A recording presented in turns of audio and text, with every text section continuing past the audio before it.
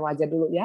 Oke, di sini ada Lin, ada Meji, ada Diana, ada Lydia, ada Acun. Hai sayangku, ada Lin ya. Cun, rambut kamu nggak berubah ya walaupun pandemi ya, luar biasa. Ada Lina juga ya, ada Alex, ada Lena, ada Elsie, ada Mei, ada semuanya, ada sejuta orang jadi nggak bisa disebut satu persatu ya. Oke lah ya. Gimana semuanya, sisa-sisa semuanya sehat? Sehat ya sayangku ya. LBC tetap semangat ya dalam doa penyembahannya luar biasa ya, Lid ya.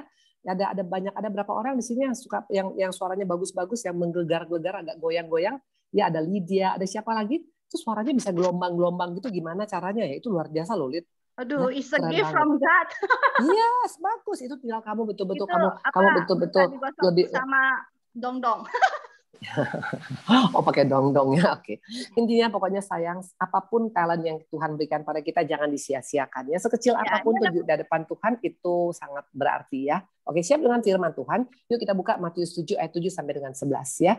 Matius 7 ayat 7 sampai dengan 11, semua kita pasti sering dengar ayat ini, dan ini ayat memang ayat kesukaan kita lah ya, pastilah ya. Orang Kristen kalau masalah berkat pasti suka, betul ya. Tapi kalau masalah proses pura-pura nggak dengar, betul ya. Oke, Matius 7 ayat 7 sampai dengan 11. Demikian firman Tuhan. Mintalah, maka akan diberikan padamu. Carilah, maka kamu akan mendapat. Ketuklah, maka pintu akan dibukakan bagimu. Karena setiap orang yang meminta menerima, setiap orang yang mencari mendapat, setiap orang yang mengetuk baginya pintu dibukakan. Ini yang berkata siapa, sister? Yang berkata bukan manusia, bukan pendeta, bukan iklan, tapi Tuhan Yesus sendiri yang berkata ya. Pokoknya dikatakan karena setiap orang yang meminta menerima, setiap orang yang mencari mendapat, setiap orang yang mengetuk baginya pintu dibukakan. Wow, nggak cukup sampai di sana, ada NB-nya lagi 3 ya. Tahu NB ya? Kalau misalnya kita ada surat, ada tulisan NB, artinya masih ada sambungannya. Sambungannya ayat berikutnya. Adakah seorang daripadamu yang memberi roti kepada anaknya jika ia meminta? Adakah seorang yang daripadamu memberi batu kepada anaknya jika ia meminta roti, atau memberi ular jika ia meminta ikan? Jadi jika kamu yang jahat tahu memberi pemberian yang baik pada anak-anakmu, apalagi Bapamu yang di surga, ia akan memberikan yang baik pada mereka yang meminta kepadanya. Ditantang lagi sama Tuhan. Kalau tadi katakan Tuhan, minta maka diberikan, ketuk maka dibukakan, cari maka mendapat. Ini Tuhan tantang lagi. Mana coba aja, Bapak di dunia aja orang minta roti nggak mungkin dikasih batu, orang minta ikan nggak mungkin dikasih ular, betul? Apalagi aku, kata Tuhan. Artinya Tuhan tantang bahwa Tuhan itu adalah Allah yang sangat-sangat peduli kepada kita ya.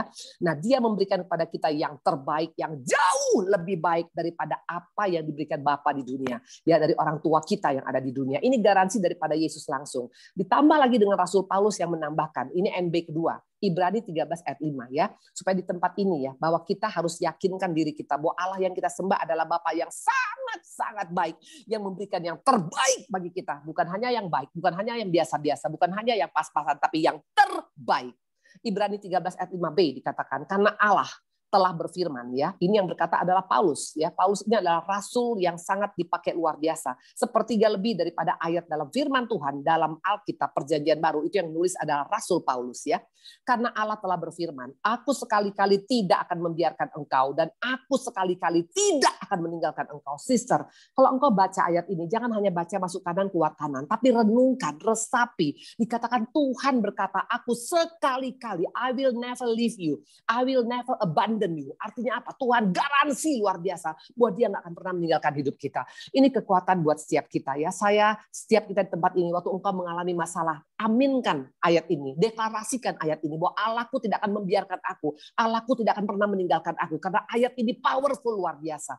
Tuhan bertanggung jawab. Satu lagi NB ketiga, Roma 8 ayat 32 ya. Jadi tadi yang pertama Tuhan bilang, Bapak di dunia aja nggak mungkin kasih roti, nggak mungkin kasih batu kalau kita minta roti, nggak mungkin kasih ular kalau kita minta ikan. Yang kedua Tuhan bilang, nggak akan kutinggalkan engkau. Yang ketiga Roma 8 ayat 32, Ia yang tidak menyayangkan anaknya sendiri, tapi yang menyerahkan bagi kita semua. Bagaimana mungkin Ia tidak mengaruniakan segala sesuatu kepada kita yang bersama-sama dengan Dia? Artinya Tuhan tantang lagi. Ya Tuhan kalau sampai menantang berkali-kali, artinya Tuhan mau kasih kita ke konformasi. Jangan ada bimbang sedikit pun, karena aku adalah Allah yang sangat baik, Allah yang sangat peduli, Allah yang sangat bertanggung jawab. Dan kalau aku sudah berikan anakku saja yang tunggal, apapun yang kau akan minta itu akan kuberikan padamu. Ini luar biasa. Ini adalah kekuatan bagi kita ya. Ingat pengalaman Paulus ya dengan Tuhan itu bukan pengalaman ecek-ecek sister ya. Ini yang berkata adalah Paulus, Rasul Paulus. Pertanyaan, apakah dia waktu ngomong ini karena dia hidupnya happy? Apakah karena dia hidupnya mulus-mulus saja? Coba kita buka 2 Korintus 11 ayat 25 sampai dengan 27. Paulus waktu ngomong seperti ini, waktu dia bilang Tuhan gak akan pernah meninggalkan aku, gak akan pernah membiarkan aku, bahkan Tuhan akan memberikan segala sesuatu yang kuperlukan. Hidupnya bukan dalam keadaan mulus, sister ya. Kita buka 2 Korintus 11 ayat 25 sampai 27. Ini yang dialami oleh seorang Paulus ya. Waktu dia ikut Tuhan, nggak automatically semua jadi mulus ya. Seringkali kita pikir kalau udah ikut Tuhan, udah sungguh-sungguh ikut doa di LBC, automatically nggak akan ada masalah. Nggak jadi jaminan ya. Tapi yang pasti Tuhan kita berkata, aku tidak akan meninggalkan engkau. Masalah boleh ada, tapi Tuhan nggak meninggalkan. Itu kata kunci keberhasilan kita. 2 Raja-Raja 11 ayat 25 sampai 27. 3 kali aku didera. Bayangkan, bukan cuma sekali loh. 3 kali Paulus didera. 1 kali dilempari dengan batu. 3 kali mengalami kapal karam. Sehari semalam aku terkatung-katung di tengah laut. Dalam perjalanan aku sering diancam bahaya banjir dan bahaya penyamun, bahaya dari pihak-pihak orang Yahudi dan dari pihak-pihak orang bukan Yahudi, bahaya di kota, bahaya di padang gurun, bahaya di tengah laut, dan bahaya dari pihak saudara-saudara palsu. Aku bahkan berjeri lelah dan bekerja berat. Kerap kali aku tidak tidur, aku lapar dan dahaga. Kerap kali aku berpuasa, kedinginan dan tanpa pakaian. Ini keadaan yang dialami oleh Paulus. Jadi waktu Paulus ngomong tadi ini, dia bukan ngomong dalam keadaan tidak punya masalah ya. Sering kali kita berkata Tuhanku baik, Tuhanku luar biasa, karena kita punya masalah nggak ada. Waktu semuanya oke, bisnis jalan, anak-anak baik, orang tua baik, ekonomi baik, suami baik, kita berkata Allah tuh nggak pernah ninggalin saya. Itu biasa, itu wajar. Tapi Paulus mengatakan ini dalam keadaan dia pernah didera, dia pernah mengalami banjir, mengalami nggak makan, mengalami dalam keadaan hal-hal yang tidak menyenangkan, tidak mengubah keputusannya karena dia tahu Allah yang disembahnya adalah Allah yang sangat-sangat baik ya.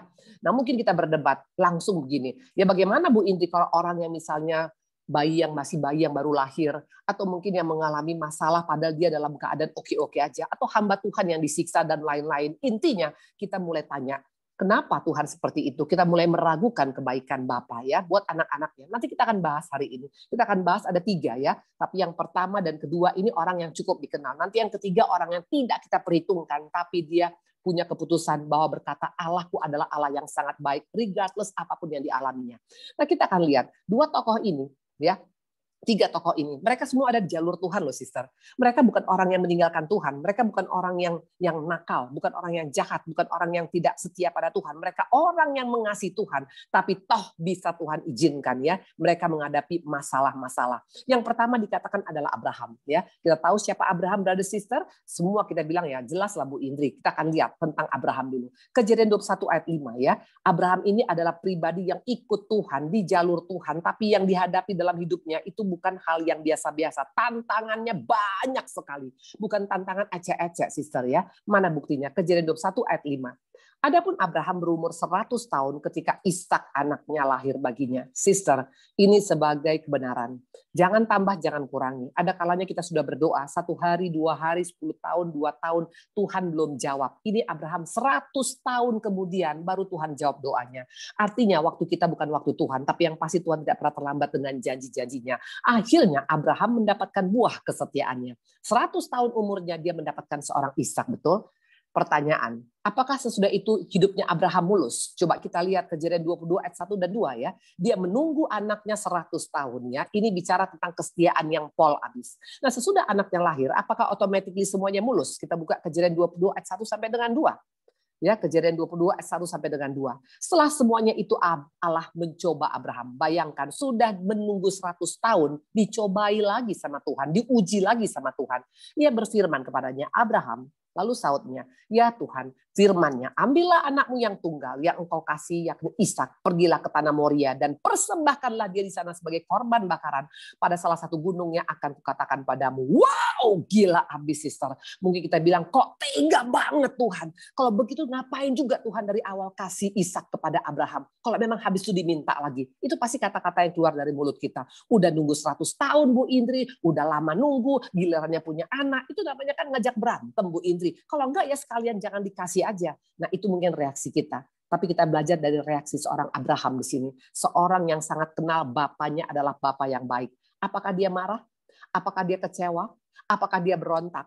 Apakah dia nggak menerima? Apakah dia meninggalkan Tuhan? Jawabannya no, no. Ya, bahkan bukan hanya sekedar dia tidak berkata dia marah sama Tuhan, tapi tidak lama sesudah Tuhan ngomong. Perhatikan ayat ketiga.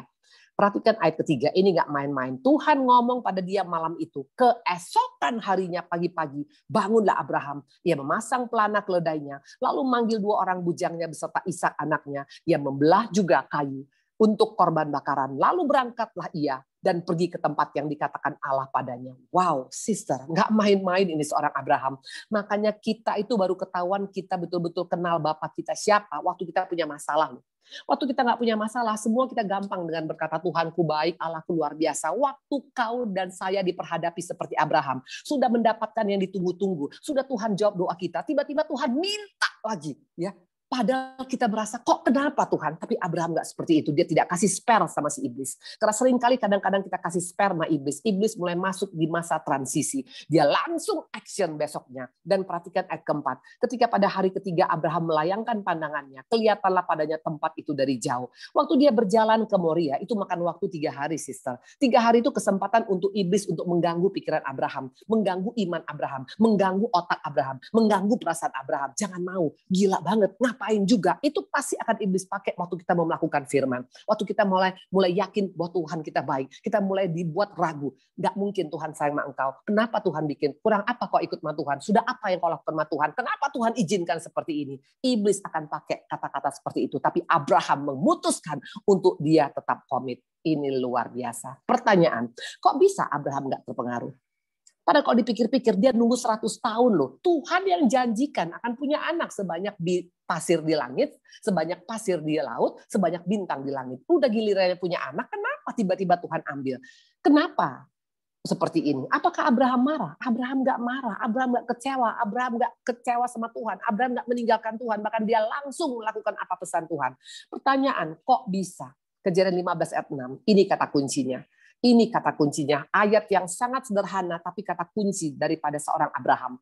Lalu percayalah Abraham kepada Tuhan, maka Tuhan memperhitungkan hal itu kepadanya sebagai kebenaran.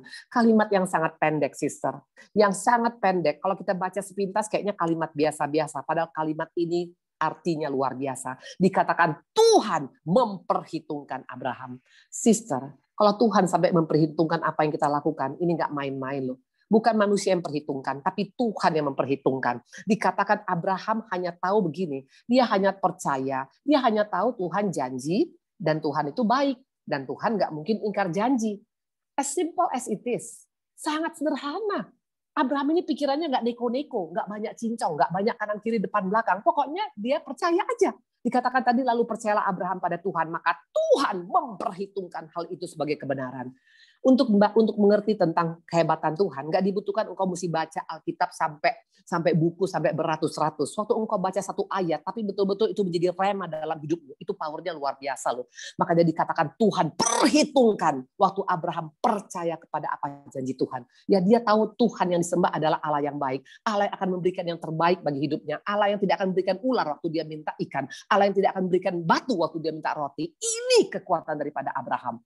Nah, dikatakan ini menjadi kekuatan Abraham dan ini juga pesan Tuhan bagi setiap kita khususnya di zaman akhir ini. Buka Markus 5 ayat 36. Waktu itu dikatakan ada orang yang mati di kepala anak daripada kepala rumah ibadat, ya. Semua orang bilang anakmu sudah mati, nggak ada gunanya lagi. Kalau sekarang kita mendengar berita kanan kiri depan belakang, mungkin orang udah bilang percuma lo ikut Tuhan, buktinya hidup lo makin susah, atau mungkin usaha kita yang dalam keadaan goncang, atau mungkin dalam keadaan rumah tangga yang goncang, atau kesehatan kita yang goncang, atau anak kita yang goncang, atau apapun. Tapi apa kata Yesus? Tapi Yesus tidak menghiraukan perkataan mereka dan berkata kepada kepala rumah ibadat. Lihat, ayat ini luar biasa. Tetapi Yesus, maaf ya, ini anak saya lagi telepon. Ya, Tapi dikatakan Yesus tidak menghiraukan perkataan mereka dan berkata kepada kepala rumah ibadat, jangan takut, percaya saja. Tuhan tidak tergantung daripada apa kata dunia pada saat ini. Engkau boleh baca berita, engkau boleh baca ini dan itu, engkau boleh dengar ini dan itu, engkau boleh dengar kanan kiri depan belakang. Tapi Tuhan pesankan pada kita hari ini, jangan takut, percaya saja. Kalau engkau hidup dengan suara bising, kita tidak akan bisa bertahan pada zaman akhir ini. Abraham dia nggak dengar suara bising, dia pokoknya hanya dengar Tuhan ngomong seperti itu, dia percaya dan dia lakukan, ya. Nah, ini yang kata Tuhan, kata Rasul Paulus, buka Roma 12 ayat 16. Tuhan suka dengan pribadi-pribadi yang seperti ini.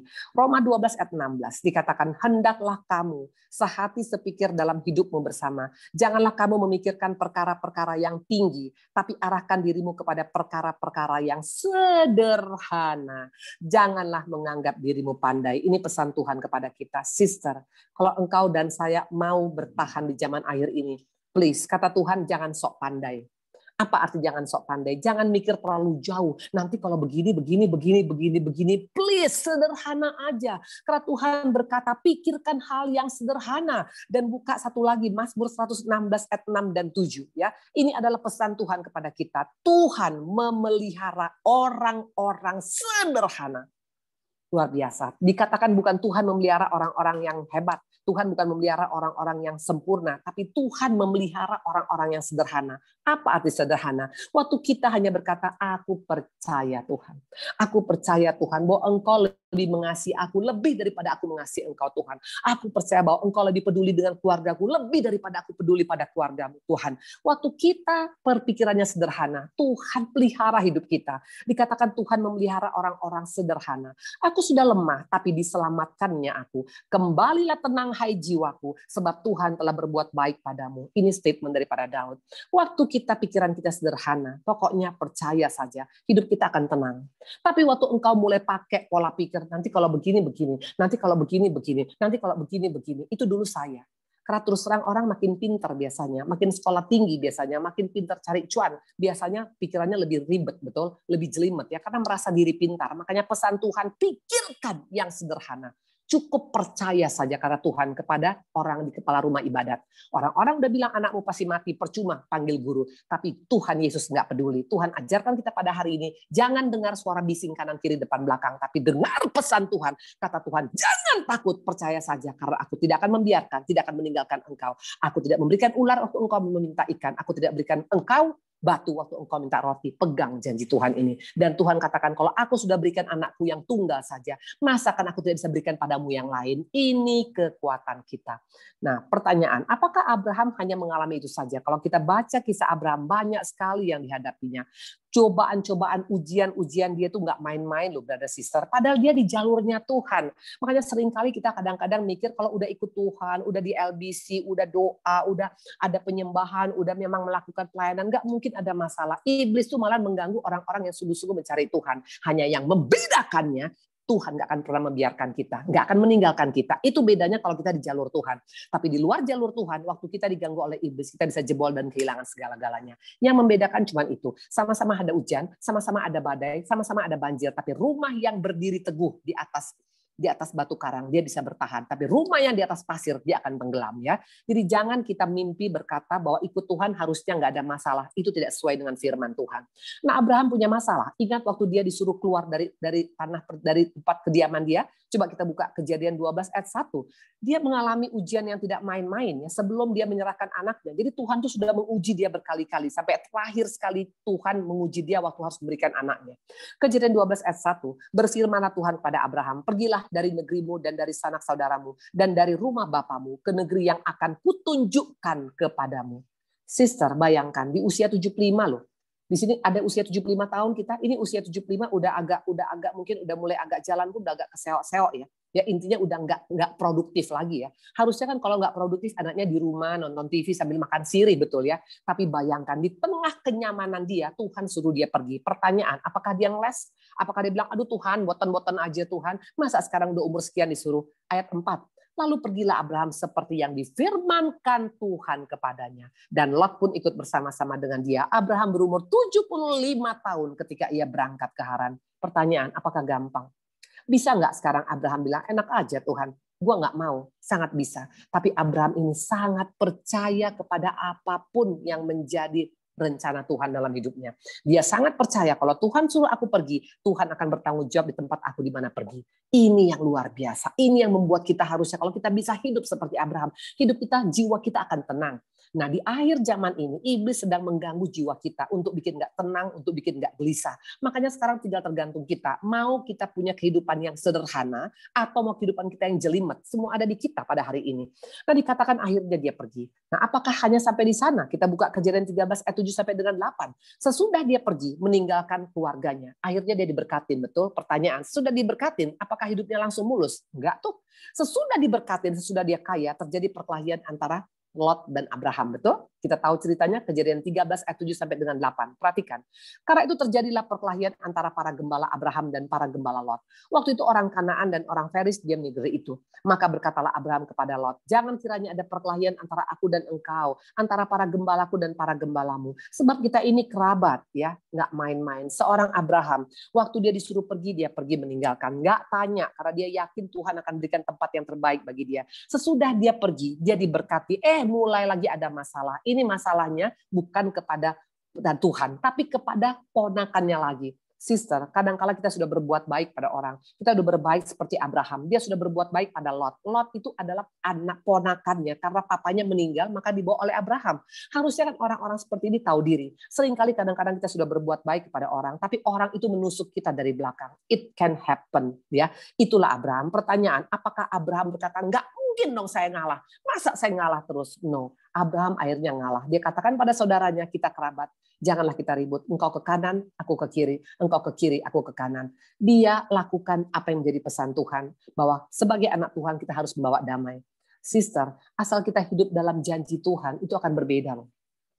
Makanya saya katakan kenapa Abraham ini luar biasa. Ya, dia hanya percaya saja. Kalau Tuhan suruh dia berpisah, berpisah. Kalau Tuhan suruh dia pergi, dia pergi. Nggak ada pakai neko-neko, nggak ada pakai kanan kiri depan belakang. Ini yang membuat makanya dia bisa menjadi pribadi yang luar biasa. Yang ketiga, kita buka Kejadian 21 ayat 10 sampai 13. Waktu anaknya Ismail sudah lahir, ya. Waktu Ismail lahir itu adalah karena Sarah nggak sabar, disuruh dengan budaknya, betul? Tahu ceritanya. Nah, sesudah anak ini besar, perhatikan, ini istrinya sekarang yang ngomong. Berkatalah Sarah pada Abraham, usirlah hamba perempuan itu beserta anaknya, sebab anak hamba itu tidak akan menjadi ahli waris bersama-sama dengan anakku Ishak. Hal itu sangat menyebalkan Abraham oleh karena anaknya itu. Tapi Allah berfirman pada Abraham, jangan sebal hatimu, karena hal anak dan budakmu itu dalam segala yang dikatakan Sarah padamu, haruslah engkau mendengarnya. Sebab yang akan disebut keturunanmu ialah berasal daripada Ishak. Tapi keturunan daripada hambamu juga akan kubuat menjadi satu bangsa. Karena ia pun anakmu. Lagi-lagi Abraham disuruh ada bertahan dalam kekesalan. Dia udah kesel. Ya, dia pikir, lu yang suruh gua punya anak. Giliran punya anak, sekarang anak itu mesti diusir. Ya, Abraham sepertinya kayaknya nggak punya hak untuk marah. Nggak punya hak untuk melawan. Apakah dia emosi? Apakah dia marah? Apakah dia berontak? Perhatikan ayat 14. Keesokan harinya pagi-pagi Abraham mengambil roti serta seherbat air dan memberikannya pada Hagar. Ia meletakkan itu beserta anaknya di atas bahu Hagar. Kemudian disuruhnyalah perempuan itu pergi. Maka pergilah Hagar dari dan mengembara di padang gurun Beersheba. Abraham melakukan semua perintah bapaknya. Sister, ini tidak main-main loh. Dia mengalami begitu banyak ujian, ya. Waktu dalam keadaan dia tenang-tenang dengan keluarganya disuruh pergi sama Tuhan. Kenapa dia pergi? Karena dia tahu kalau Tuhan suruh pergi, berarti Tuhan akan bertanggung jawab di tempat dia yang baru. Nah, sesudah di sana dia diberkatin, tiba-tiba apa yang terjadi? Ponakannya sendiri, orang yang sudah ditolong, orang yang sudah diberkati karena dia, tiba-tiba bisa menusuk dari belakang, ya. Malahan ribut, ya. Masalah harta mungkin atau masalah posisi, masalah jabatan. Tapi dia pikir ngapain juga gua ribut? Karena Tuhan katakan dalam Matius 5, berbahagialah orang membawa damai. Abraham pegang perkataan Tuhan. Makanya dia bilang, ya sudah, jangan ribut. Lu pilih aja duluan. Dapatnya adalah tanah yang tidak berair. Harusnya dia pasti tidak akan berhasil. Tapi ingat, waktu kita lakukan apa yang menjadi pesan Tuhan, waktu kita percaya kepada Tuhan, Tuhan berikan hal yang tidak pernah kita pikirkan. Abraham dikatakan sangat amat kaya. Nah, yang ketiga dikatakan tadi, waktu dikatakan Hagar. Ya, Hagar itu adalah budak daripada Sarah. Dikatakan waktu itu Sarah akhirnya punya Hagar akhirnya punya anak namanya Ismail. Sesudah Ismail besar diusir sama si Sarah dan Abraham disuruh mengusir, ya, bukan Sarah yang ngusir. Ini wanita yang model lepas tangan, ya. Dia kayaknya kesannya baik-baik, gilirannya susah dia suruh suaminya. Sebenarnya bisa nggak suaminya marah, ya? Hanya istri-istri seperti itu, betul. Kalau lagi senang happy, tapi kalau lagi susah suruh orang, ya. Betul, ya? Eva udah senyum-senyum soalnya ya. Ibu ini juga begitu. Kalau giliran misalnya yang susah, ibu suruh yang lain ya. Nanti kalau misalnya saya mau nggak bisa nerima orang punya pelayanan, saya bilang, aduh anak saya nggak bisa. Padahal kan tinggal bilang aja kita nggak bisa. Yang saya lempar ke anak saya gitu loh ya. Nah seringkali kadang-kadang kita lempar batu sembunyi tangan ya. Tapi it's okay lah, Tuhan sayang sama kita. Nah dikatakan Abraham sama sekali dia merasa kok sepertinya Tuhan nggak berpihak pada dia. Kurang apa dia ikut Tuhan? Apakah dia kecewa sama Tuhan? Apakah dia marah? Apakah meninggalkan Tuhan? No, sister. Dia finishing well.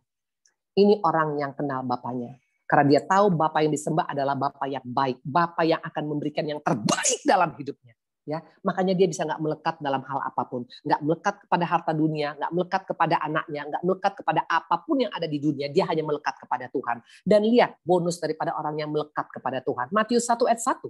Kita lihat ya, ayat Injil pertama sekali ya, nama siapa yang ditulis ya dalam silsilah Yesus ya, dikatakan Matius 1 ayat 1. Inilah silsilah Yesus Kristus, anak Daud, anak Abraham. Bayangkan nama Abraham langsung ditulis dalam Injil yang pertama kali. Matius 1 ayat 1 ada nama Abraham langsung ditulis di sana. Kenapa? Waktu seseorang mengenal Allahnya dengan benar, itu Tuhan perhitungkan loh hidup kita. Sister, kalau dunia memperhitungkan kita terbatas, tapi kalau Tuhan memperhitungkan kita itu luar biasa. Jangan sampai kita hanya gila dengan dihargai oleh manusia. Dunia menghargai kita kapan-kapan kita bisa disalibkan. Tapi kalau Yesus yang memperhitungkan itu luar biasa ya. Nah dikatakan di sini yang paling luar biasa sampai bukan hanya sekedar diperhitungkan. Kejadian 22 ayat 16 dan 17. Ini satu-satunya ayat yang Tuhan bersumpah untuk masa depan daripada seorang manusia. Kejadian 22 ayat 16 dan 17. Katanya, kata Tuhan, aku bersumpah demi diriku sendiri. Belum pernah Tuhan bersumpah demi dirinya sendiri. Baru sekali dia ngomong pada Abraham. Aku bersumpah demi diriku sendiri, sedemikian firman Tuhan. Karena engkau telah berbuat demikian. Engkau tidak segan-segan menyerahkan anakmu yang tunggal kepadaku. Maka aku akan memberkati engkau berlimpah-limpah. Dan membuat keturunanmu sangat banyak seperti bintang di langit. Seperti pasir di tepi laut. Dan keturunanmu akan menduduki kota-kota musuh. Sister, pilihan ada di kita pada hari ini. Tuhan kita adalah Allah yang baik. Dia berkali-kali tadi bilang, tidak mungkin aku berikan padamu batu waktu engkau minta roti. Tidak mungkin aku berikan padamu ular waktu engkau minta ikan. Dan aku tidak akan membiarkan, tidak akan meninggalkan engkau. Masakan aku saja sudah berikan anakku yang tunggal. Engkau minta, nggak akan kuberikan. Itu janji Tuhan semua. Itu Tuhan tantang pada kita hari ini. Tinggal tergantung apakah kita mau berkata, aku percaya Tuhan seperti Abraham. Abraham hanya berkata dia percaya kepada kata Tuhan. Dan itu diperhitungkan Tuhan. Luar biasa. Tuhan memperhitungkan kita bukan karena kegiatan agama kita. No. Tapi waktu kita bisa berkata, aku percaya kepada setiap janji-janjimu Tuhan. Hidup kita bukan karena apa yang kita lihat, sister. Maka tadi Tuhan katakan kepada orang-orang yang di rumah ibadat, jangan takut, percaya saja. Tuhan tidak menghiraukan perkataan kanan, kiri, depan, belakang. Ini juga pesan sebagai kita. Jangan terpengaruh dengan apa kata orang pada saat ini. Tapi pengaruhlah dengan apa kata Tuhan. Kalau Tuhan berkata yang bersatukan oleh Tuhan tidak bisa dipisahkan oleh manusia. Jangan ada pikir kata-kata cerai, kata-kata berpisah, karena itu bukan daripada Tuhan. Kalau Tuhan berkata anakmu tidak akan hidup minta-minta, anak orang benar tidak akan hidup minta-minta, ini pegang sebagai janji Tuhan. Waktu engkau dan saya hidup dengan janji Tuhan, kenali Allahmu siapa, kita akan menjadi pribadi yang jiwanya tenang. Ya. Nah itu yang pertama adalah Abraham. Mungkin kita bilang ya wajar lah Bu Indri, Abraham kan manusia langka. Enggak semua orang bisa seperti Abraham. Kita akan belajar dari Daud. Daud ini saya mau tanya, Daud ini tukang angon kambing, berarti orang biasa seperti kita. Saya mau tanya, apakah dia punya masalah selama hidupnya sampai di umur 30 tahun dia punya masalah loh sister. Sampai dia umur 30 tahun. Jadi bayangkan dari mulai kecil udah punya masalah. Dari mulai kecil udah dibully. Mana buktinya dibully? Kita buka yuk 1 Samuel 16 ayat 11 ya. Dia bukan kehidupan yang happy-happy. Dia bukan kehidupan yang happy-happy. Padahal dia jelas orang Kristen. Dia nggak ada yang salah dengan dia. Tapi dia bukan hidup yang happy-happy. 1 Samuel 16 ayat 11. Lalu Samuel berkata pada Isai, inikah anakmu yang semuanya? Jawabnya, masih tinggal yang bungsu, tapi sedang mengembalakan kambing domba. Kata Samuel pada Isai, suruhlah manggil dia, sebab kita tidak akan duduk makan sebelum ia datang kemari.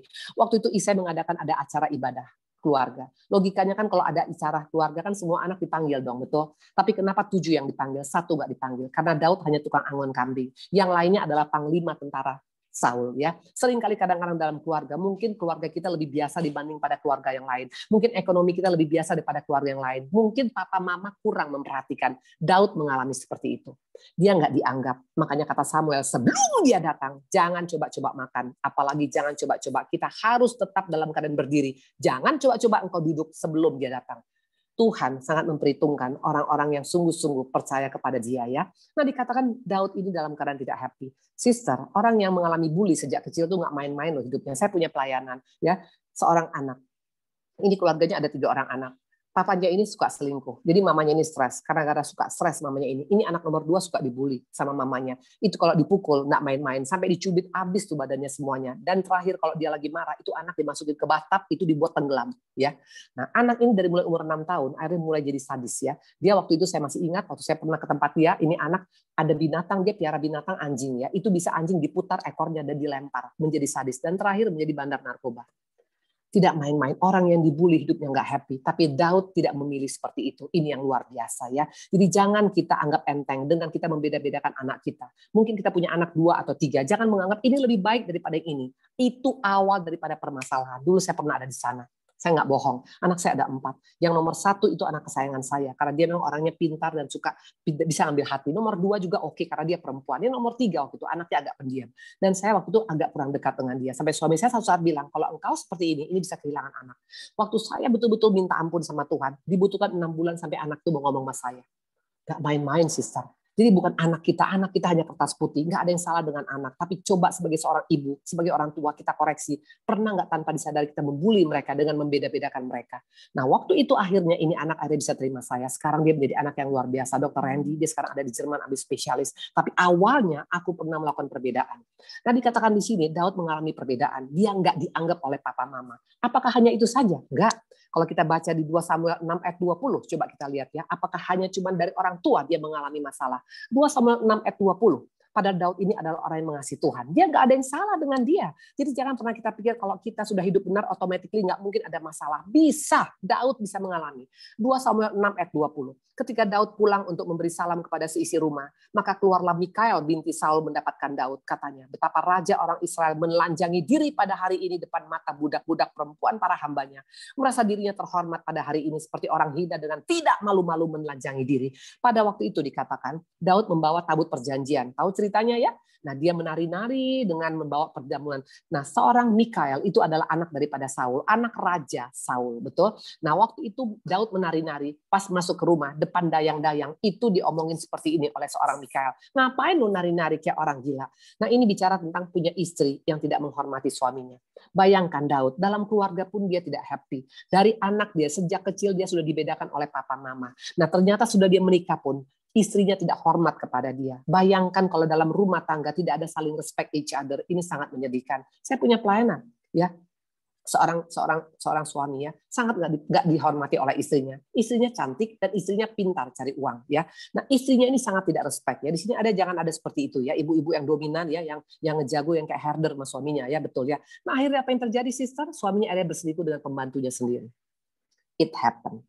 Ya, jadi seringkali kadang-kadang jangan kita pikir karena kita cantik, kita kaya, kita hebat, automatically aman semua. Waktu engkau tidak respect, akan dipermalukan. Dan dikatakan Mikael sampai matinya mandul loh. Tidak main-main waktu kita tidak respect kepada suami. Nah, Daud pernah mengalami hal seperti itu. Pertama dari orang tua, kedua dari istrinya sendiri. Ketiga, apakah cukup sampai di sana? No, dia punya mertua yang besan yang sangat jahat. Kita tahu ceritanya bagaimana berapa lama dia dikejar oleh besannya yang sangat obsesi. Itu hampir belasan tahun. Jadi DPO, dikejar-kejar seperti teroris oleh besan kandungnya langsung. Nah, apalagi? Apakah anaknya baik pada dia? Buka Mazmur 3 ayat 1 supaya kita lihat bagaimana keadaan Daud. Daud ini mengalami masalah dari depan, belakang, kanan, kiri, atas, bawah. Padahal hidupnya benar di mata Tuhan. Mazmur 3 ayat 1 dikatakan seperti ini. Mazmur 3 ayat 1. Mazmur Daud, ketika ia lari dari Absalom anaknya. Ya Tuhan, betapa banyaknya lawanku. Banyak orang yang bangkit menyerang aku. Ya, dikatakan yang menyerang dia siapa, sister? Anak kandungnya sendiri. Ya, tidak main-main, dari istri diserang, dari anak diserang, dari orang tua diserang, dari besan diserang. Apakah stop sampai di sana? No. Dari rakyat pun dia diserang. Padahal dia begitu sayang sama rakyat Israel. Coba buka 1 Samuel 30 ayat 6a. Supaya di tempat ini kita bisa kita bayangkan kehidupan daripada seorang Daud. Bukan kehidupan yang mudah, sister ya. 1 Samuel 30 ayat 6a. Dan Daud sangat terjepit karena rakyat mengatakan hendak melempari dia dengan batu. Ini rakyatnya sendiri loh. Bukan rakyat orang lain. Bukan rakyat Filistin. Tapi rakyat Israel sendiri mau mengatakan tidak melempari dia dengan batu. Seluruh rakyat telah pedih hatinya, masing-masing karena anaknya laki-laki dan perempuan. Jadi bayangkan sekarang dia sudah mati-matian membela rakyatnya, berperang untuk rakyatnya, tapi bisa rakyat sendiri yang mau menghancurkan dia. Ini bisa kita alami dalam kehidupan kita. Kita sudah baik, kita sudah sangat-sangat menolong orang lain, tapi orang yang kita tolong pun kadang-kadang bisa tidak mengingat kita, bisa melupakan kita, bahkan bisa menusuk kita dari belakang. Daud mengalami ini semua, sister. Ya, pertanyaan, apakah Daud mundur? Apakah Daud kecewa sama Tuhan? Apakah Daud marah sama Tuhan? Apakah Daud meninggalkan Tuhan? No. Daud finishing well. Sama seperti Abraham, finishing well. Mana buktinya? Buka Mazmur 136 ayat 1 sampai dengan 26 supaya kita bisa melihat kehidupan Daud ini, orang yang menghadapi depan, belakang, kanan, kiri, atas, bawah. Tantangannya bukan tantangan yang biasa-biasa, tapi dia finishing well. Mana buktinya? Mazmur 136 ayat 1 sampai dengan 26.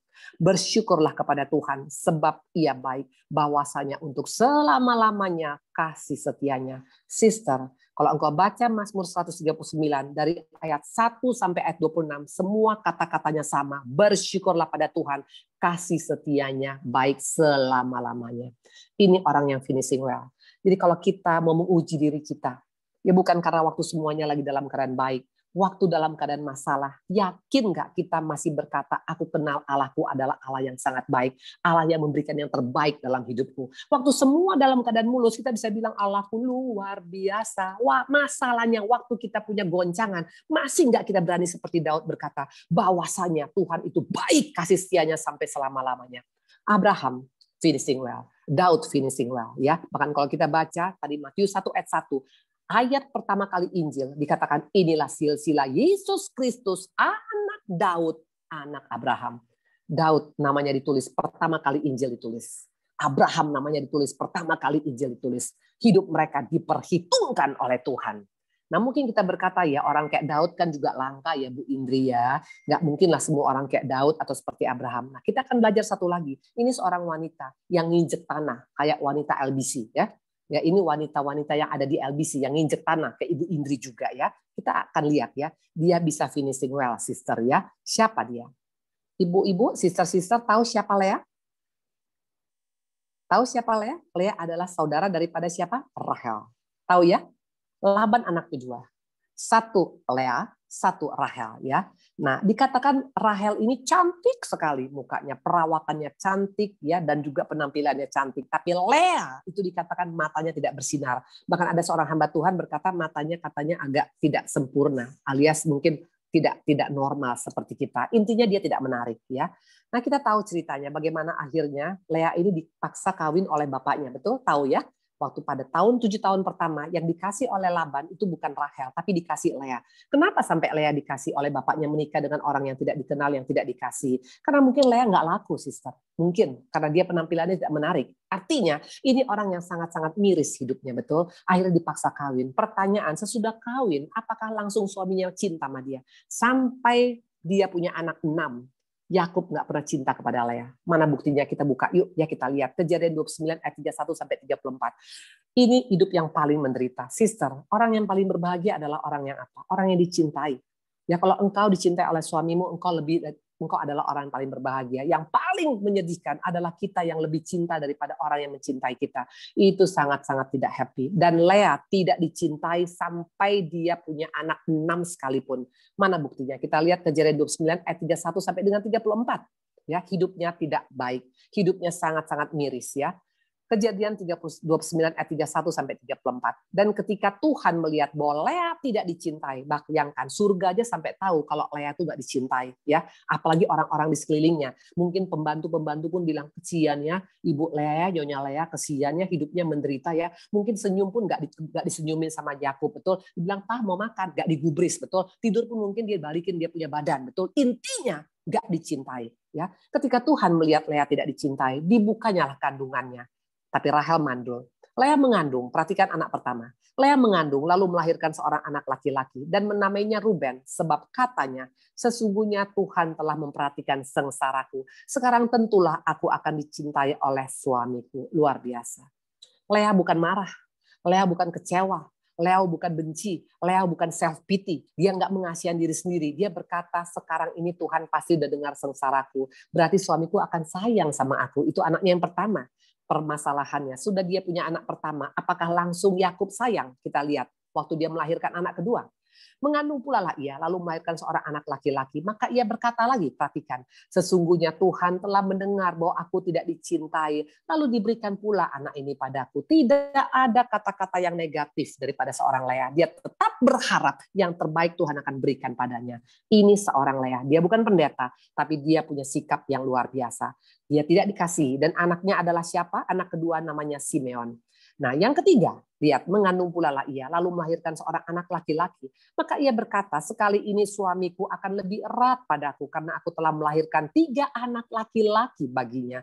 Makanya disebutnya anak itu Lewi. Sister, sampai anak ketiga pun dia masih tetap berharap, sekarang suamiku agak pengen ngomong lah sama saya Tuhan. Terima kasih Tuhan. Bayangkan, hanya untuk erat saja, dia harus sampai punya anak 3. Itu pun belum terjadi.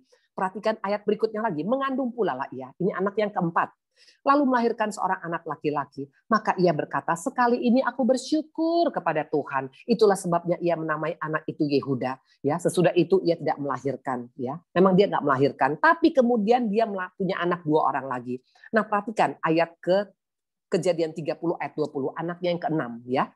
Berkatalah Lea, Allah telah memberikan hadiah yang indah padaku. Sekali ini suamiku akan tinggal bersama-sama dengan aku, karena aku telah melahirkan 6 orang anak laki-laki baginya. Maka ia menamai anak itu Zebulon. Sister, bayangkan, hanya untuk biar suaminya bisa tinggal sama dia pun, anak ke-6 pun itu belum terjadi. Lea ini hidupnya sangat tidak happy, sangat miris. Ya, tidak dicintai, enggak dianggap sebagai istri, hanya dianggap sebagai produksi anak saja oleh Yakub. Pertanyaan, apakah dia marah sama Tuhan? Apakah dia kecewa pada Tuhan? Apakah dia komplain pada Tuhan? Jawabannya no. Dia tetap berkata, pasti Tuhan akan berikan pada aku. Aku bersyukur. Dia tahu Matius 7 ayat 7 tadi bahwa Tuhan akan memberikan yang terbaik bagi dia. Nggak mungkin Tuhan berikan pada dia ular kalau dia minta apa? Minta ikan. Nggak mungkin Tuhan akan berikan batu kalau dia minta roti. Itu Lea pegang kuat-kuat. Dan akibatnya, dampaknya, bonusnya, kalau kita lihat, Yesus lahir dari mana, sister? Buka Matius 1 ayat 1 dan 3. Coba kita lihat Yesus lahir dari mana ya, supaya kita lihat ya bonus daripada orang yang bisa tetap dalam agendanya Tuhan, percaya bahwa Tuhan itu baik. Matius 1 ayat 1 sampai dengan 3. Inilah silsilah Yesus Kristus, anak Daud, anak Abraham. Abraham memperanakan Ishak, Ishak memperanakan Yakub. Yakub memperanakan siapa? Yehuda dan saudara-saudaranya. Yehuda memperanakan Peres dan Zerah dari Tamar. Peres memperanakan Hebron, Hezron memperanakan Ram. Sister, saya mau tanya, anak Yakub ada berapa? 13. Betul? 13 anak Yakub. Ada Ruben, ada Simeon, betul? Dari semuanya saya sebut satu persatu, betul? Saya mau tanya, dari mana Yesus lahir? Bukan dari anak Rahel. Rahel perempuan cantik yang dicintai oleh Yakub, bukan, tapi lahir dari perempuan yang sangat tidak dianggap bahagia oleh dunia, yang tidak diperhitungkan oleh dunia, yang penampilannya jelek, yang nggak dicintai oleh suami. Kok bisa? Kenapa Yehuda? Yehuda itu anak keempat daripada Lea. Tadi sudah kita baca ceritanya. Waktu dia anak keempat lahir, dia katakan, sekali ini aku akan bersyukur pada Tuhan. Itulah Yehuda. Ya, dan Lewi itu adalah imam-imam. Dari keturunan Lea lahir orang-orang yang luar biasa, dan Yesus kita lahir dari keturunan Yehuda. Ya, pertanyaan, kenapa bukan Rahel, Bu Indri?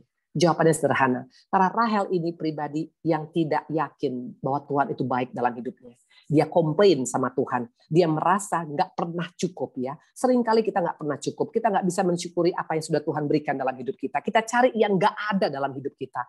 Kejadian 30 ayat 1. Perhatikan, ini sikap daripada seorang Rahel. Cantik secara fisik, tapi nggak cantik secara rohani. Kejadian 30 ayat 1. Ketika dilihat Rahel bahwa ia tidak melahirkan anak bagi Yakub, cemburulah ia pada kakaknya. Lalu berkata pada Yakub, berikan padaku anak. Kalau tidak, aku akan mati. Wow. Sister, harusnya orang seperti Rahel ini harusnya bisa bersyukur ya. Dia cantik, suami sayang sama dia, cinta mati sama dia, rich-richnya Israel.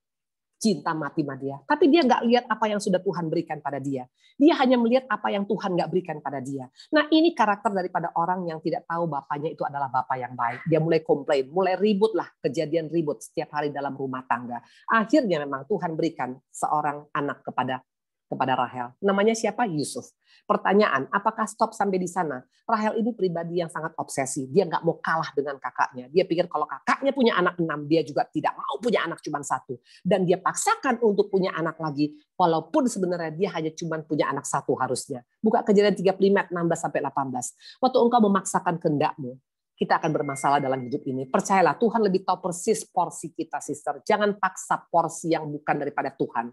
Kejadian 35, 16-18. Sesudah itu berangkatlah mereka dari Betel. Ketika mereka tidak berapa jauh dari Efrata, bersalinlah Rahel. Dan persalinannya itu sangat sukar. Sedang ia sangat sukar bersalin, berkatalah bidan padanya. Perhatikan, karena obsesi daripada seorang Rahel. Jangan takut, sekali ini pun anak laki-laki yang kau dapat. Rahel obsesi dengan anak laki-laki karena dia pikir kakaknya punya anak 6, dia tidak mau kalah. Nah, waktu kita seperti ini, engkau akan mempersusah dirimu sendiri. Dan ketika itu, ketika ia hendak menghembuskan nafasnya, sebab ia mati kemudian, diberikan nama Ben-Oni kepada anaknya, tapi ayahnya menamainya Benyamin. Sister, semua yang didapat oleh Rahel sia-sia. Padahal dia sudah dapat kecantikan, sudah dapat suami yang baik, suami yang kaya raya, sudah punya anak Yusuf, harusnya kan sudah bisa mensyukurin, betul. Tapi waktu kita nggak pernah merasa cukup, kita nggak pernah bisa bilang Tuhan sesuai dengan porsimu Tuhan yang kau berikan pada kita, ngotot, kita memaksakan, akhirnya dia mati. Hilang segala-galanya. Apalah artinya dia punya segala-galanya? Anaknya lahir yang kedua tidak pernah diurus oleh seorang Rahel. Sementara Lea, walaupun hidupnya nggak happy, tapi dia selalu berpikir positif. Karena dia tahu Allah yang mengasihi dia, Allah yang baik. Nggak akan mungkin memberikan batu kepada anak yang minta roti. Nggak akan mungkin memberikan ular kepada anak yang meminta ikan. Ya, akhirnya dikatakan Lea, namanya tertulis, anaknya Yehuda masuk silsilah Yesus. Yesus dikatakan adalah singa Yehuda. Luar biasa. Saya waktu mendapatkan ini buat saya ini luar biasa. Seringkali dunia menganggap Lea ini adalah perempuan yang paling sial. Tapi enggak di mata Tuhan. Kenapa? Karena responnya dia bangkit. Dia enggak terpuruk, dia enggak self pity, dia enggak mengasihi diri sendiri. Sister, apapun masalahmu pada saat ini, enggak ada pilihan lain, harus bangkit. Jadilah terang. Waktu engkau hanya cuma mengasihi dirimu sendiri, engkau tidak akan mengalami perubahan. Apapun yang kau alami saat ini, sudah waktunya kita untuk bangkit. Lea dia bangkit. Dia berkata, sekali ini suamiku pasti akan lebih erat. Sekali ini dia selalu berkata seperti itu. Dia tidak pernah berkata, sedihnya kenapa ya hidup begini. Tuhan gak adil, Tuhan gak adil. Gak pernah dia berkata seperti itu, sister. Ya. Nah, ini memang endingnya semuanya happy. Tapi memang soal masalah sudah dinubuatkan oleh Tuhan. Buka Mazmur 34 ayat 19. Supaya waktu kita punya masalah dengan kita ikut Tuhan, jangan engkau marah kepada Tuhan karena sudah dinubuatkan ribuan tahun yang lalu. Mazmur 34 ayat 19. Kemalangan orang benar banyak. Memang. Kemalangan kita ngikut Tuhan memang banyak, sister. Jangan pernah engkau pikir kalau engkau sudah ikut Tuhan, sudah setia baca firman, sudah setia pelayanan, automatically nggak ada masalah. Ini Mazmur 34 yang berkata adalah Daud. Kemalangan orang benar banyak. Tapi Tuhan melepaskan dari semua itu. Wow. Makanya baca firman jangan sampai setengah sebelum koma. Sampai titik, sister. Ada kemalangan jelas. Mungkin kita mengalami kehilangan orang yang kita kasih. Mengalami mungkin keadaan rumah tangga yang digoncangkan. Atau mungkin ekonomi kita digoncangkan. Atau apapun. Banyak. Kalau saya pikir sampai hari ini, kemalangan saya sampai 31 tahun hari ini belum selesai, sister. Kalian tahu bagaimana Ibu Indri sekarang lagi mengalami apa? Ibu udah pernah cerita ya, saya mengalami sekarang persidangan, 9 sidang di pengadilan. Nggak main-main, sister. Menghadapi sidang di pengadilan kalau melawan musuh yang nggak kelihatan masih mending. Ini musuhnya adalah abang kandung sendiri. Tidak gampang. Tapi ingat, dikatakan tadi, memang betul kemalangan kita sebagai orang benar banyak. Tapi Tuhan akan melepaskan dari semua itu. Ini kekuatan saya. Karena Allah yang kusembah adalah Allah yang baik yang tak pernah meninggalkan. Makanya deklarasikan firman ini selalu. Allahku tidak akan pernah membiarkan, tidak akan pernah meninggalkan. Tuhanku tidak akan mungkin memberikan aku ular kalau aku minta ikan. Tidak akan memberikan batu. Itu perkatakan. Karena iman timbul dari perkataan akan firman Tuhan. Nah dikatakan tadi, sangat sederhana. Bahwa Tuhan akan melepaskan. Nah caranya, bagaimana untuk kita tetap konsisten, Bu Indri? Ya karena dibutuhkan konsistensi dalam ikut Tuhan ya, nggak angin-anginan. Buka Yesaya 9 ayat 1 sampai dengan 3. Kalau engkau konsisten, engkau pegang ayat ini ya. Yesaya 9 ayat 1 sampai 3. Tetapi tidak selamanya akan ada kesuraman untuk negeri yang terimpit itu. Sister, semuanya ada endingnya. Tidak selamanya akan ada kesuraman. Ini modal daripada saya. Sampai pasti akan ada endingnya untuk semua masalah. Nggak selama-lamanya, sister. Biar gimana film pasti ada end story, betul. Nggak mungkin film nggak tamat-tamat. Film Korea pun pasti tamat. Film Turki pun tamat. Hanya ibu kemarin nonton Turki, lamanya minta ampun. Sampai 84 episode. Sampai terakhir saya loncat-loncat. 1, 10, 50, 20, karena capek gitu loh ya. Drama abis pol gitu loh ya. Tapi kalau Tuhan katakan tidak selamanya akan ada kesuraman. Ini yang pertama. Yang kedua, ya, dikatakan kalau dahulu Tuhan merendahkan tanah Zebulon dan tanah Naftali, maka di kemudian hari ia akan memuliakan jalan ke laut, daerah sungai seberang sungai Yordan, wilayah bangsa lain. Memang kita mungkin pernah direndahkan, tapi satu saat kita akan dimuliakan oleh Tuhan. Ini kekuatan kita, ini modal kita, nggak selamanya. Dan kedua akan Tuhan angkat, tinggal tunggu masalah waktu, sister. Kalau engkau hanya ikut Tuhan setengah, engkau tidak akan mengalami sampai tuntas. Tadi kata Tuhan, memang pertama direndahkan Tuhan, tapi satu saat akan ditinggikan oleh Tuhan. Yang ketiga dikatakan, bangsa yang berjalan dalam kegelapan telah melihat terang yang besar. Mereka yang diam di negeri kekelaman, atasnya terang telah bersinar. Pasti kita akan mengalami terang. Terang bicara tentang pemulihan total atas kehidupan kita. Apapun yang engkau alami saat ini, engkau akan mengalami terang itu. Pemulihan dari kegelapan menjadi terang. Dan yang keempat dikatakan, engkau telah menimbulkan banyak sorak-sorai dan sukacita yang besar. Mereka yang telah bersukacita di hadapanmu seperti sukacita di waktu panen, seperti orang bersorak-sorak di waktu membagi-bagikan jahara. Dikatakan kita akan mengalami panen raya. Panen raya sudah menunggu, sister. Apapun yang kau tuai selama ini, kau akan mengalami panen raya. Makanya jangan berhenti menabur. Menabur kebaikan, menabur kasih, menabur perhatian, menabur doa. Satu saat kita akan panen raya. Luar biasa. Dan dikatakan yang berikutnya, sebab kuk yang menekannya dan gandar yang di atas bahunya, serta tongkat si penindas telah kau patahkan, kau huruf besar, seperti pada hari kekalahan Midian. Musuh kita akan kalah telak. Apapun musuh kita, semua akan kalah telak di mata Tuhan. Sister, kesimpulannya sekarang tergantung, kita mau pegang ayat ini apa enggak. Kalau Yesaya 9 ayat 1 sampai 3 ini kau pegang kuat-kuat, kita pegang sebagai modal kita akan bisa bertahan di zaman akhir ini. Dikatakan tadi pertama adalah apa? Bahwa tidak selamanya kesuraman itu. Yang kedua, Tuhan merendahkan tapi Tuhan akan meninggikan. Ketiga, akan ada pemulihan besar-besaran. Terang itu akan sangat besar. Keempat, kita akan panen raya. Dan kelima dikatakan segala kuk yang selama ini yang diletakkan di bawah kita akan dipatahkan oleh Tuhan. Semua akan terselesaikan. Nah, pertanyaan, bagaimana dengan kita? Bagaimana untuk kita bisa mengalami ini, Bu Indri? Ya, kuncinya adalah apa? Jangan bimbang. Karena iblis nggak pakai banyak. Iblis hanya bikin pakai BIMBANG, bimbang. Masa sih gue bakalan panen raya? Masa sih bakalan kuk gue ini dipatahkan Tuhan? Masa sih gue bisa akan dipulihkan? Masa sih tadi dikatakan aku akan, ini semua akan ada selesai akhirnya? Kayaknya nggak selesai Bu Indri. Please lah. Semua akan selesai. Karena janji Tuhan ya dan amin. Nah, untuk kita bisa berkata God is good in all season. 3 kuncinya, kenali dia sebagai Allahmu yang baik. Kedua, hubungan intim dengan Tuhan. Karena tanpa hubungan dengan Tuhan kita nggak akan bisa tahu bahwa dia adalah Allah yang baik. Dan ketiga, cek kasih kita kepada dia. Hanya orang-orang yang punya kasih kepada Tuhan, segenap hati, akal, budi, pikiran, yang bisa tetap konsisten mengaminkan semua ayat-ayat ini. Jadi hari ini Tuhan katakan, ayo bangkit, sister. Bangkit. Nggak bisa. Lihat Lea, dia bangkit. Dia nggak mengasihan diri sendiri. Dia nggak berkata memang sudah nasibku seperti ini, ya sudah mau diapain. Enggak.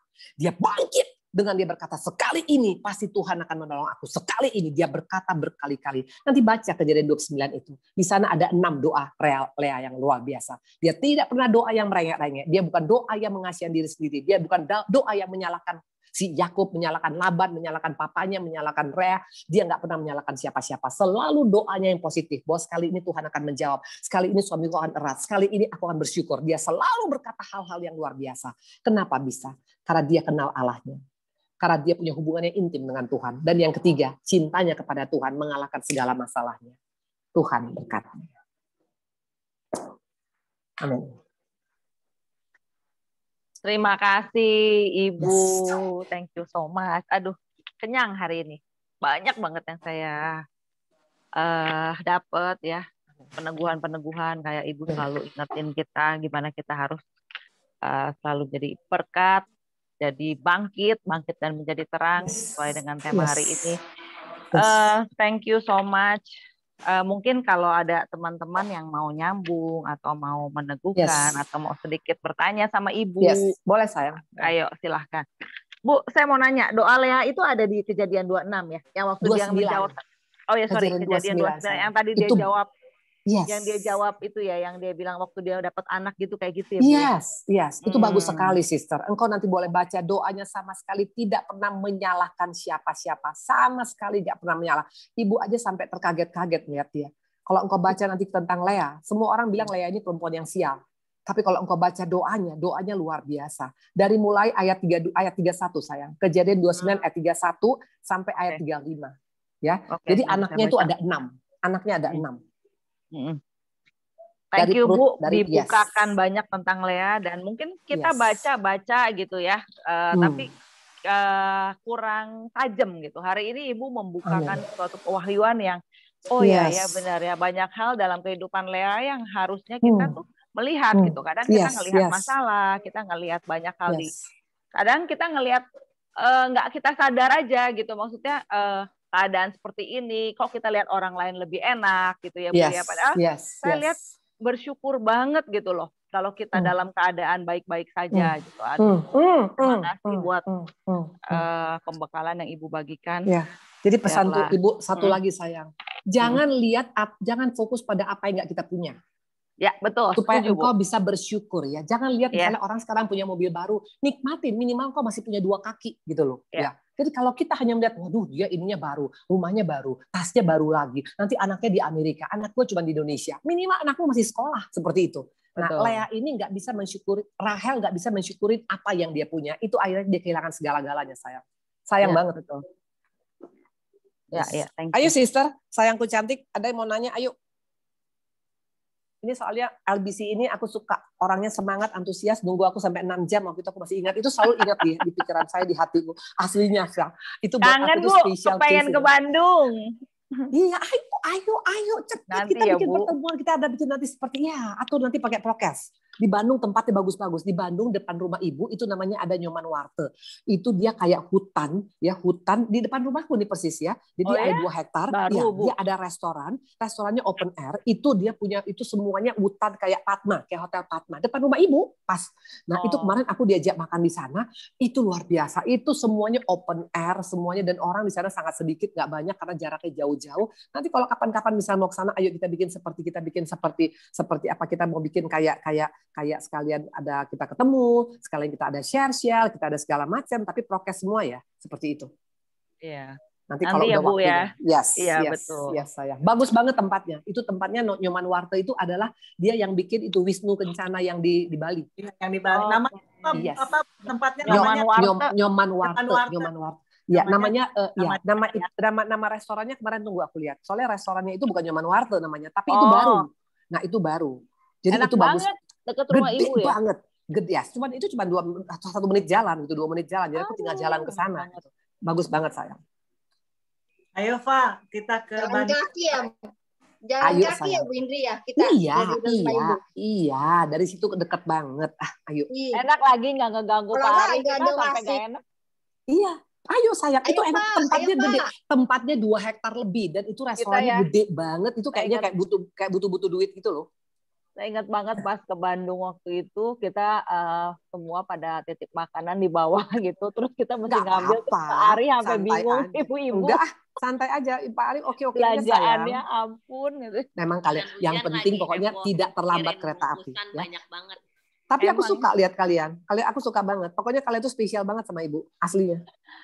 Amin. Ayo yang mau nambahin. Ayo sayang, yang mau nambahin, mau nanya, mau apapun silakan sayang. Ya, kita buka 5 menit buat teman-teman yang menegur Ibu, yang nyapa Ibu. Lasmi, namanya Lasmi Restoran Gallery. Lasmi, tulisannya L 5 Amerika X itu X. X-ray, Mama India. Laksmi Restoran Gallery. Depan Ibu, pas persis depan Ibu. Oh, jadi dia buka 2 hektar, jadi ada kafe gitu. Yes, ada kafe, dan di itu kan ada galeri. Galerinya gede banget gitu loh. Jadi patung-patung yang gede. Mana tau kalian mau beli patung juga di sana, atau misalnya mau beli mungkin kayak apa tuh namanya, kayak apa tuh yang itulah yang gede-gede segala macam gitu. Oke. Bu. Ya sayang. Mau nanya. Itu mungkin apa dia itu merasa bersalah merebut suami ya, mesti buat adiknya. Enggak, kan masalahnya kan sekarang kan dia itu kan dalam keadaan dipaksa papanya. Kok hilang? Kan dipaksa papanya. Jadi kan dia kan nggak pernah minta. Lea tuh nggak pernah minta. Nah, dan waktu itu kan memang kan bapaknya yang memberikan. Dan memang kalau ibu lihat sampai dikasih anak yang pertama, ini anaknya memang kurang menarik. Jadi Lea ini memang sebenarnya sangat miris ya. Penampilan kurang, segalanya kurang ya. Dibanding maka adiknya itu cantiknya luar biasa. Nah makanya dia waktu itu juga berharap ya udahlah minimal kalau gue punya anak mudah-mudahan bisa disayang. Minimal 1% pun cinta pun dia berharap it's okay. Tapi ternyata dia nggak pernah mendapatkan itu. Makanya sister, ini pesan ibu, mumpung suami kalian cinta sama kalian jangan banyak gaya. Amin. Ya, jangan banyak gaya. Betul. Suka lupa galak. Nah itu soalnya sering kali ya istri-istri begitu ya. Kalau udah suami misalnya udah baik ya, melunjak gitu, jangan ya. Jangan sampai ngelunjak. Baik, engkau mesti lebih baik ya. Jangan tunggu sampai dia nanti udah punya nenek lampir baru engkau baru baik ya. Jadi tetap baik, tetap respect, tetap perhatian. Seperti itu, benar. Karena ini lihat ini kalau dipikir-pikir coba. Ya kan Lea ini nggak pernah dicintai. Kalau ibu terus terang ibu pernah ketemu dengan orang yang nggak dicintai. Aduh hidupnya sedih banget, stres, makan obat depresan. Aduh itu kasihan banget. Sedih loh kalau nggak dicintain. Tapi yang luar biasa dia bisa bangkit, itu yang bikin dia bisa melakukan terobosan. Jadi kita jangan karena kita pikir ya hidup gue begini ya begini, enggak seperti itu. You can do something. Kita bisa bangkit, sisterku. Karena kita punya bapak yang baik yang nggak pernah meninggalkan kita, maka kita pasti mampu seperti itu.